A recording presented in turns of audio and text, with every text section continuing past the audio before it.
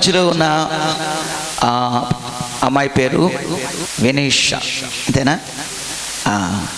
మన సోదరి పేరు పుణ్యవతి. వీళ్ళిద్దరు తల్లి కూతుర్లు. వీళ్ళ దీపురపాలెం. వెనూషా పోయిన సంవత్సరం 8వ నెల ఆగస్టు నెలలో ఆ అమ్మాయి పుట్టినరోజు. అప్పుడు ఆ అమ్మాయికి జ్వరం వచ్చింది.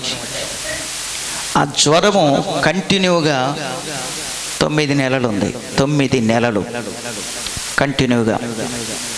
ఎప్పుడు ఆ అమ్మాయికి 103, 105 ఉంటుంది జ్వరం, కంటిన్యూగా ఉంటుంది. ఆ తర్వాత గుండెల్లో మంట వస్తుందంట, ఆ గుండెల్లో నొప్పి వస్తుందంట, మంట వస్తుందంట. హాస్పిటల్ తీసుకెళ్తేనేమో ఏమీ లేదని చెప్తున్నారు. కానీ ఈ అమ్మాయికి జ్వరం ఏమో 103 ఉంటుంది. భయంకరమైన పరిస్థితి. ఎన్ని మందులు వాడుతున్నా ఏ మాత్రం మార్పు రావట్లేదు. ఆ అమ్మాయి అంతకుముందు చాలా లావుగా ఉండేది, సన్నగా అయిపోయింది, కూర్చోలేని పరిస్థితికి వచ్చింది. వాళ్ళు తిప్పి తిప్పి తిప్పి చాలా చోట్ల తిరిగి చివరికి బహు కలిబిలైపోయారు. ఆ సమయంలో ఈ స్థలానికి తీసుకొచ్చారు. మనం ప్రార్థన చేశాం.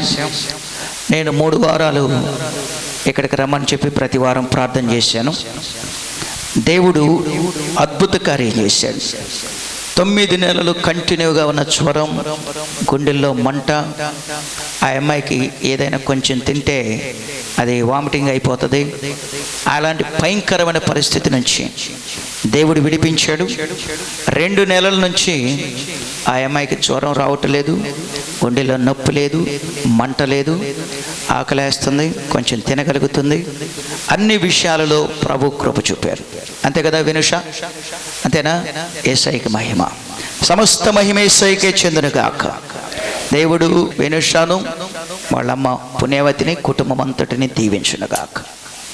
ఆమేన్. వందనాలు.